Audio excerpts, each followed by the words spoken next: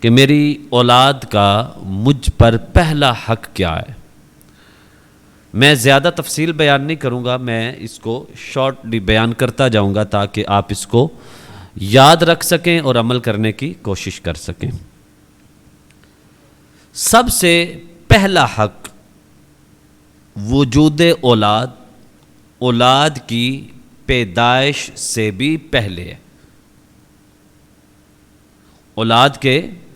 پیدا ہونے سے پہلے بھی اولاد کا مجھ پر ایک حق ہے، وہ یہ ہے کہ آدمی اپنا نکاح کسی رذیل قوم یعنی کسی نیچ ذات سے نہ کرے کہ بری نسل جو ہوتی ہے وہ ضرور اپنا رنگ لے کر آتی ہے۔ اس کو سادے لفظوں میں یوں بیان کر دیتا ہوں کہ آپ نے اپنے لیے جو ایک وائف چننی ہے وہ کسی اچھے خاندان کی بیٹی ہونی چاہیے، اس کے طور طریقے اچھے ہونے چاہیے کہ جس طرح کا اس کا اپنا ماحول اپنی تربیت ہوگی ویسی ہی آپ کی اولاد پیدا ہوگی۔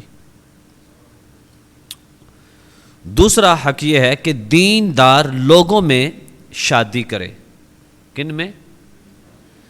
دیندار لوگوں میں شادی کرے کہ بچہ پر نانا اور ماموں کی عادات اور افعال کا اثر ہوتا ہے، بچے پر اس کے ننیال کا اثر ہوتا ہے کہ عورت جو ہے اس کی جتنی اچھی تربیت ہوئی ہوگی، اس نے اپنے باپ سے جو تربیت حاصل کی، اپنے بھائیوں سے جو تربیت حاصل کی۔ آپ نے یہ سنا ہوگا کہ ماں کے پیٹ میں جو بچہ ہوتا ہے، ماں جو سوچتی ہے اس کا اثر اس کے بچے پہ پڑتا ہے۔ تو ایک عورت جب اپنے میکے سے بیاہ کر سسرال میں آتی ہے تو اس کے ذہن و ضمیر میں زیادہ تر اس کا میکا چل رہا ہوتا ہے۔ ظاہری بات ہے اس کے بھائی بہنیں سب گھر جو وہ سوچ رہی ہوگی اس کے بچے پہ وہی اثر پڑ رہا ہوگا۔ اس لیے اسلام کہتا ہے کہ تجھ پر حق ہے اپنی اولاد کے لیے کہ تو ایسے گھر میں شادی کر جو دیندار ہوں، اچھے اخلاق والے ہوں، تاکہ جو تجھے اولاد ملے گی تیرے سسرال والوں کا، اس بچی کے گھر والوں کا، اس بچے کے ننیال کا اس پر جو اثر ہوگا تو وہ دینداری ہونے کی وجہ سے وہ بچہ بھی دیندار پیدا ہوگا۔ اگر آپ نے بے پردگی، فیشن، ان چیزوں کو آپ نے ترجیح دی، آپ نے پیسہ، بینک بیلنس، ان چیزوں کو ترجیح دی، خوبصورتی کو ترجیح دی، جبکہ آپ یہ بھول گئے تھے کہ اس بچی کا اخلاق، اس کا دیندار ہونا کیسا ہے، تو پھر جیسی وہ بچی ہوگی ویسی ہی عادات اس بچے کے اندر پیدا ہوں گی۔ دو حق آپ کو سمجھ آ گئے، میں اس کو بڑا مختصر انداز میں بیان کرتا جا رہا ہوں۔ نمبر 3، تیسرا حق، زنگیوں، حبشیوں، کالے رنگ والے شیدی لوگوں میں قرابت نہ کرے کہ ماں کا سیاہ رنگ بچہ کو بدنما نہ کر دے۔ اب اس حدیث کا اس کا مطلب یہ ہے کہ اللہ تعالیٰ نے جیسی قوم پیدا کی ہے، آپ پنجاب کے رہنے والے ہیں، ایک پٹھان قوم ہے، ایک پنجاب ہے،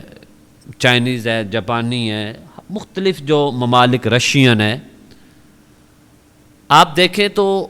ہر خطے کے لوگوں کی شکل و صورت ذرا مختلف ہوتی ہے، اور ہر قوم اپنی جیسی ہی رنگت، اپنی جیسی ہی شکل و شباہت کو پسند کرتے ہیں۔ آپ نے دیکھا ہوگا کہ پنجابی پنجابیوں میں ہی شادی کرتے ہیں، پٹھان پٹھانوں میں شادی کرتے ہیں، جیپنیز میں، چائنیز میں، رشین، آپ پرشین کدھر بھی چلے جائیں، سب کا ایک اپنا طور طریقہ ہے۔ اسی طرح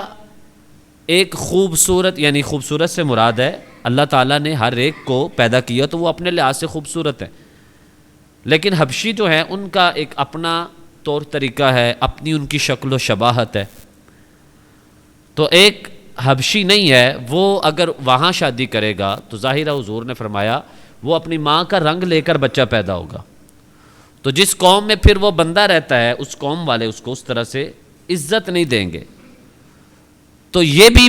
بیان کیا گیا کہ تیری اولاد کا تجھ پر حق یہ ہے کہ تو نے اس کے پیدا ہونے سے پہلے اس کے لیے جو ماں چننی ہے وہ ماں اچھے خاندان سے ہو، دیندار گھرانے سے ہو، اور اس کا رنگ روپ نسل یہ بھی اچھا ہونا چاہیے، تاکہ جب تمہارا بچہ پیدا ہو تو وہ بچہ کسی کی باتیں نہ سنے بلکہ وہ اس بات پر خوشی کا اظہار کرے کہ میری ماں ایک اچھے گھر کی بچی ہے، اللہ تعالیٰ نے ان کی وجہ سے مجھے بھی عزت عطا فرمائی۔ یہ ہیں 3 حق جو اولاد کے پیدا ہونے سے پہلے یعنی شادی سے پہلے بھی آپ نے ادا کرنے ہیں کہ اس کے لیے ایک اچھی ماں کا انتخاب کرنا ہے۔ بات سمجھ رہے ہیں آپ کے نہیں سمجھ رہے؟ بات سمجھ رہے ہیں نا؟ ایک حدیث پاک ہے، آقا علیہ الصلوۃ والسلام نے ارشاد فرمایا مرد کے لیے دنیا میں سب سے بڑی نعمت یہ ہے کہ اس کو نیک سیرت بیوی عطا کر دی جائے، یہ اس کے لیے بہت بڑی نعمت ہے۔